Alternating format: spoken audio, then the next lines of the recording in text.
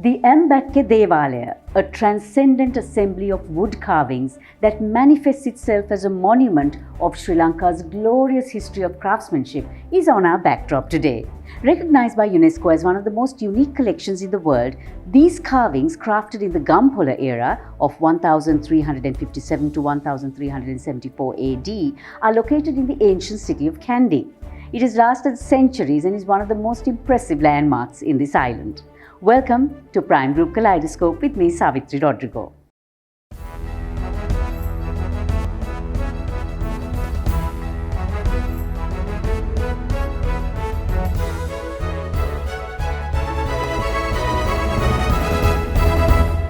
Welcome to The Grand Ward Place, an award-winning condominium project where luxury embraces aesthetics, discernment, life and privacy as one.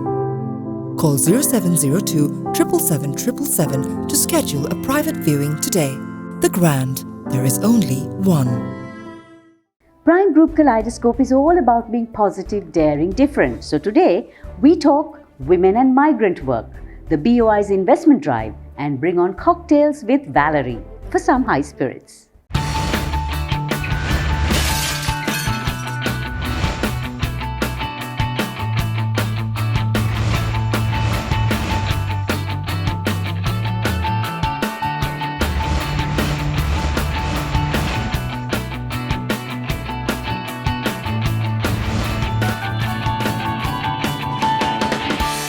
Join us every week. Subscribe and follow us on YouTube, Facebook, Instagram and LinkedIn. Welcoming all of you with warmth and care. Commercial Bank. Our interest is in you. Here's our quick look at the week that was on Commercial Bank Snapshot. Sri Lanka's inflation rate hit record highs, up to 17.5% in February, risking stagflation as prices continue to soar. The Sri Lankan rupee depreciates by over 40% within 3 weeks. The central bank issues new 20 rupee coins to commemorate the 150th anniversary of Census of Population and Housing. 1 in 6 people experience poverty in Sri Lanka, with Nuwara recording the highest poverty levels at 42.2%. Turkey opens a record-breaking bridge between Europe and Asia with the longest span between two towers of any suspension bridge in the world of 2.9 miles. A 13-year-old autistic girl swims 28.5 kilometers from Sri Lanka's Kalemanna to India in 13 hours. The Labrador Retriever tops the annual list of most popular dog breeds in the world. Welcoming all of you with warmth and care. Commercial Bank. Our interest is in you.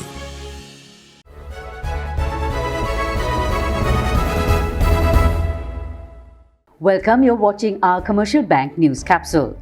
The Colombo stock market this week had another dismal week, with the all-share price index moving down by 1.9% and the daily average turnover dropping to 1.3 billion rupees. WTI oil prices remained firm at around $114 per barrel, slightly lower than the record $123 it reached for the first week of March. As the US dollar strengthened, gold prices settled at $1,938 per ounce, down from record highs of $2,050 in early March. The global investment pool in 2015 was over $2 trillion, but that has now shrunk to less than $1 trillion, which means the funds available for investment anywhere in the world is less than 50%. The Board of Investment of Sri Lanka recently unveiled its strategic plan with the aim of enticing at least $3 billion of that available pool into Sri Lanka. With us today is the chairman of the BOI Sri Lanka, Engineer Raja A. Edrisurya. Mr. Chairman, what exactly was your thinking in developing this strategic plan? A strategic plan for BOI and also several other requirements, such as BOI vision and the mission, and our strength and weaknesses, like introducing something with the single window facilitator, and also the performance in the past of BOI, and also the sustainable development goals. And we are pretty much going to align with 5 of them. And I believe this is not only optimistic one, this is really a realistic plan that we can achieve within the next 4 years, targeting for $3 billion through the BOI. And what areas are you targeting for investment? Now, affordable clean energy with the solar projects and also with the solar and also the wind projects. These are the ones the Sri Lankan government now promoting to get this. So there will be investors looking at solar energy and the wind energy. And also we have pharmaceutical zones set up. So the pharmaceutical zones and also the textile industry, we are putting textile manufacturing zones, IT sector. These are the sectors that we are looking at the moment, and we are implementing them in order to attract the FDIs. And I believe Sri Lanka is positioning itself to provide the access to the foreign investors and come and invest locally in Sri Lanka. Ella Odyssey took to the tracks last week, trailing from Sri Lanka's Kandy to Ella and stopping at 9 tourist destinations along the way. There are some countries in the world that are happier than others. The World Happiness Report finds Finland the happiest country in the world for the 5th consecutive year. Denmark is in 2nd place, Iceland 3rd, and the Netherlands, Luxembourg, Sweden, Norway, and Israel form the top end of the list. Sri Lanka, unfortunately, is among the last 20 countries on the list. This is the deepest pool in the world. The fathomless pool in Deep Dive Dubai has a staggering depth of 197 feet and is designed to mimic the appearance of a sunken city. Welcome to The Grand, Ward Place, an award-winning condominium project where luxury embraces aesthetics, discernment, life and privacy as one. Call 0702 777 777 to schedule a private viewing today. The Grand, there is only one. So if you're someone who loves to read or is a reader in progress, Speed Reading with Sanjeev Jayaratnam is the perfect gift for you. This incredibly rewarding program can be joined from absolutely anywhere in the world. So just let us know and you may be gifted an entire speed reading program absolutely free. Making all your new goals in life a reality is why our strength is your strength. With 12 billion rupees worth of customer benefits in 2020 and a life insurance fund worth over 100 billion rupees, our strength is your strength. You focus on your goals. We will take care of the risks. Srilanka Life.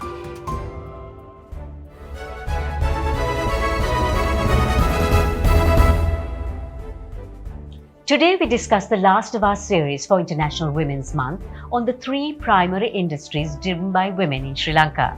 We have discussed women in apparel, women and tea, and today, women and migrant work.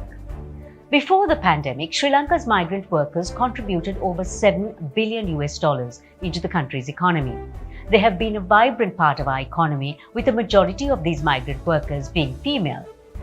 Female migrant workers, especially in the low-skilled segment, face a dual challenge as they lie at the intersection of 2 groups, women and migrants, that are often marginalized and subject to various labor market barriers. Today, to discuss women and migrant work is the head of Migration and Urbanization Policy Research and Research Fellow, Bilesha Veeraratnam.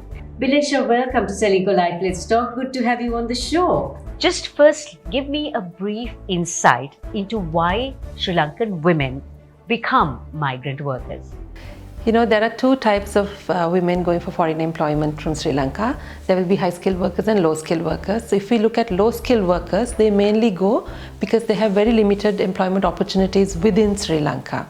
And also sometimes some of the occupations available in Sri Lanka, they're not all that willing to take it up in Sri Lanka, but they would be willing to take up a similar occupation overseas. And that could be because of income? Income, and they think that they can save more if they were overseas, away from the family and fully focused on the job. Whereas if they were here, they will have other social obligations and the savings would be limited than they would have done otherwise. So how has the current pandemic and economic scenario impacted the lives of the female migrant worker? If we look at low-skilled workers, some of the low-skilled workers who have been working within households were somewhat protected because they were within a household and the household activities were going on regardless of the pandemic, so their work was needed continuously. But for other workers like factory workers, perhaps when there were less orders for the production, then they were laid off and there were other adverse effects of that nature. Do we as a nation value the contribution made by these migrant workers, the sacrifices, and how can we change the mindset? I think the recent economic situation in terms of the foreign currency has shown the importance of the contribution of these migrant workers and their remittances. So when there were, if we were really valuing them, they would have been given a proper reward for the remittances they were sending into the country. Because it was not valued properly, only they felt that they were not getting what they should have got, so they reduced the amount of remittances coming through the formal channels and they were deviating to send through the informal channels to get a higher return. So we were not taking care of them properly. So what should we do? A couple of things. Maybe first you should have some incentives for migrant workers to send remittances regularly through the formal channels. These could be like a good rate of interest rate for their deposits, savings accounts and fixed deposits coming in as remittances, and also maybe offer them a good foreign exchange rate for the migrant worker remittances, and then also recognize the remittances that's coming in regularly for other collateral purposes, because these people might not have an income in the Sri Lankan market, but these remittances should be considered as a collateral for loan facilities and things like that. In an ideal world, where should and could a female migrant worker be? In the realistic world, what happens is a female migrant worker is paid less than a similarly qualified male migrant worker. That is not only for migrant workers, for all workers, I think that's similar. But what happens is, even though the female migrant workers are paid less, the proportion of their income that is sent back home as remittances is much higher than a male migrant worker. So in an ideal world, first, this wage gap between men and women, or male migrant workers or female migrant workers, has to be matched. And the other is that there has to be some recognition given to the females, because they take a greater responsibility of the family left behind than a male migrant worker. Thank you, Bilesha. I just hope and wish that we can change our mindset and value the contribution made by our migrant workers to our national development, and more so, the sacrifices that our female migrant workers make to ensure we are able to live the life that we lead here in Sri Lanka.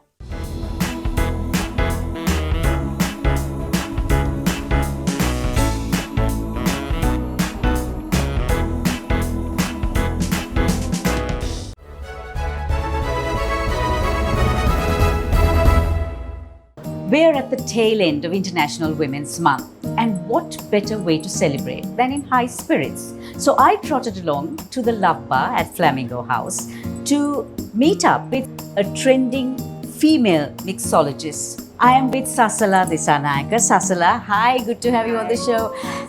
Tell me, first and foremost, your Instagram page doesn't go as Sasala Disanayaka. What does it go as? So my the cocktail page goes as Cocktails with Valerie. So that's only dedicated to all the cocktails that I make and the events I do. And what are you making for us today? So I'm making a gimlet using about 50 ml of gin, and then I will be making putting about, let's say, 25 ml of fresh lime juice. If you want to make it stronger, you can make it about 75 ml or even 60 ml of gin, and then some sugar syrup, again about 25 ml, and then add a bit of ice. Go for the and shake for about 15 seconds. Okay, now we'll pour the drink.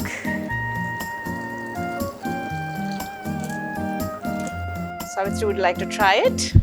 So that is a gimlet made by Sasala Disanayaka. And until we return next Friday, here's a thought inspired by World Water Week on our Kaleidoscope takeaway. Water is the driving force of all nature.